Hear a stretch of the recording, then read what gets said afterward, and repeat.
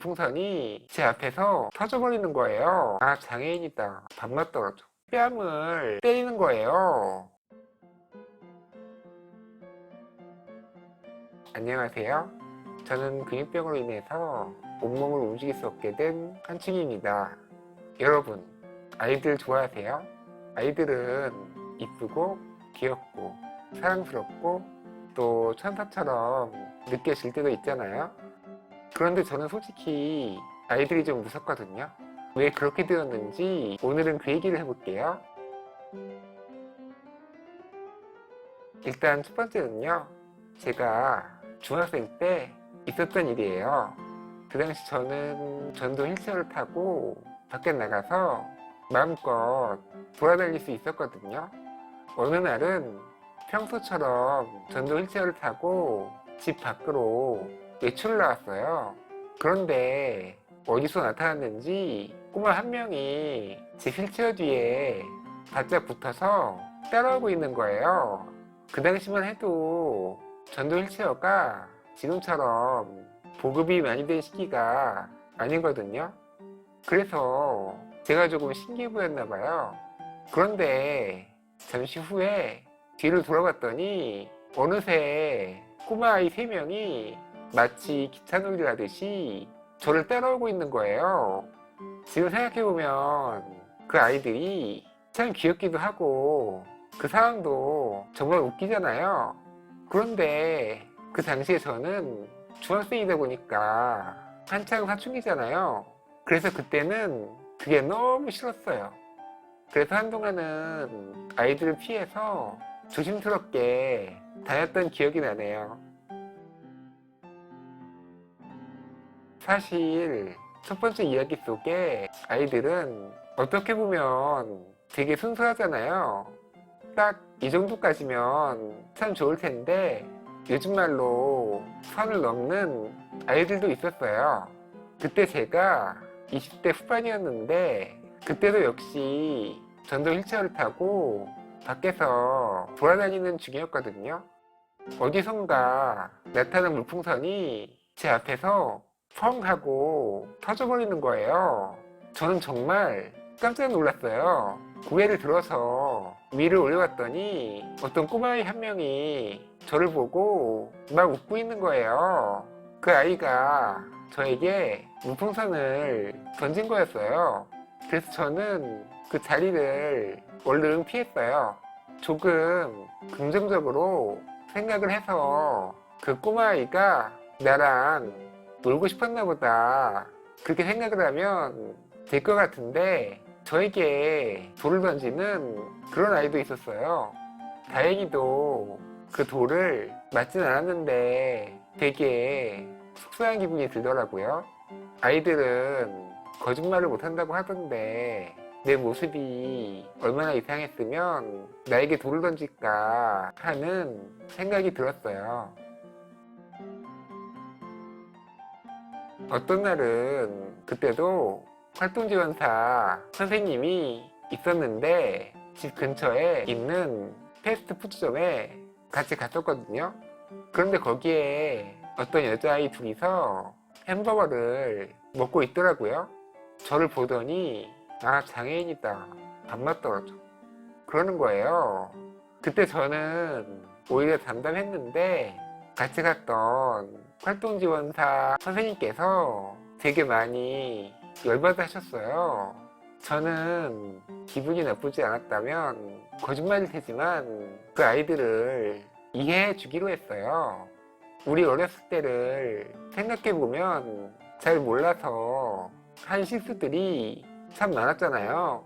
그 아이들도 잘 몰라서 그랬을 거예요. 지금 생각해봐도 그 아이들이 밉다거나 또 제가 상처를 받았다거나 그러진 않는 것 같아요.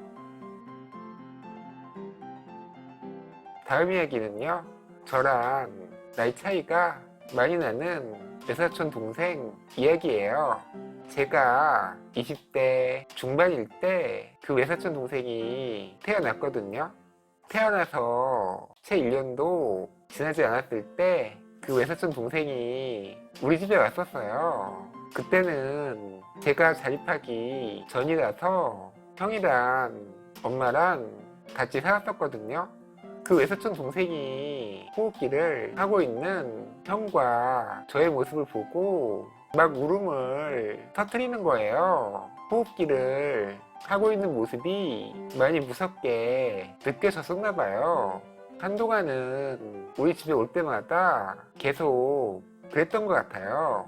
그러다가 또 1년이 지나고 그 외사촌 동생이 좀 커서 우리 집에 또 왔거든요.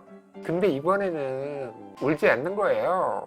그래도 컸다고 나를 알아보는구나 그런 생각이 들어서 기분이 좋았는데 그 동생이 우리 형이 있는 쪽으로 걸어가는 거예요. 그러더니 갑자기 손을 들어서 형의 뺨을 때리는 거예요. 애기가 때려봤자 얼마나 아프겠어 라고 생각하실 수도 있는데 그때 형이 아팠다고 하더라고요.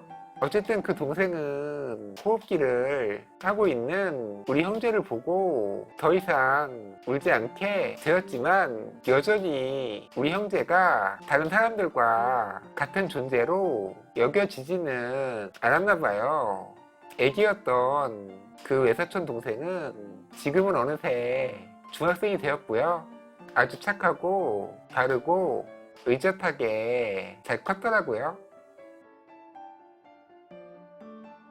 네, 이번 이야기는 오늘 제가 여러분들께 들려드릴 마지막 이야기고요. 조금 충격적일 수도 있고 또 웃지 못할 그런 이야기입니다. 저의 이야기는 아니고요. 친구가 겪었던 이야기입니다. 그 친구도 저처럼 호흡기를 거의 24시간 껴야 하는 그런 친구였는데 그 친구에게는 7살짜리 조카가 있었어요. 그 친구 누나의 아들이었는데 자기 엄마를 따라서 가끔 놀러 왔었대요. 다들 아시다시피 7살 정도의 남자아이들은 막 돌아다니면서 말썽을 피우거나 빨리 집에 가자고 엄마를 귀찮게 하기도 하잖아요.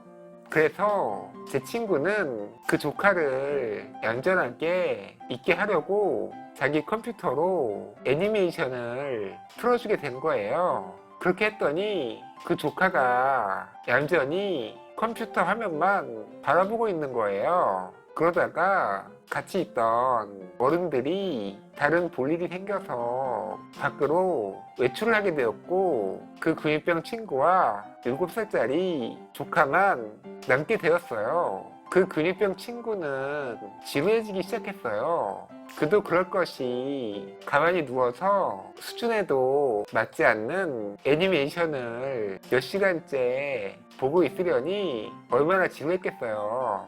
그래서 그 조카에게 양해를 구하고 잠깐 애니메이션을 끄고 자기 볼일을 봤겠죠? 그랬더니 금세 그 조카가 징징거리면서 내뱉은 말이 정말 충격적인데 그 조카가 뭐라고 했냐면 삼촌 애니메이션 안 틀어주면 호흡기 꺼버린다 그렇게 얘기했대요. 정말 웃지 못할 이야기잖아요. 호흡기를 꺼버리면 까딱하면 그 친구가 죽을 수도 있는데 그 7살짜리 조카가 뭘 알겠어요. 그 친구가 덜컥 겁이 나서 애니메이션을 다시 틀어주었대요. 네, 오늘은 이렇게 근육병 장애인으로서 아이들이 무서웠던 순간들을 이야기해보았는데요. 아이들을 무서워하는 이유는 온전히 근육병 때문인 것 같아요. 언젠가 제가 이런 생각을 한 적이 있거든요. 내가 병이 낫게 되면 아이들을 가르치는 유치원 선생님이 되고 싶다는 생각이었어요. 아이들을 무서워하는 저의 마음도 제가 앓고 있는 근육병이 치료가 된다면 같이 사라지지 않을까 하는 생각을 하면서 오늘 저의 이야기를 마치도록 하겠습니다. 그럼 여러분 오늘도 행복한 하루 보내세요. 감사합니다.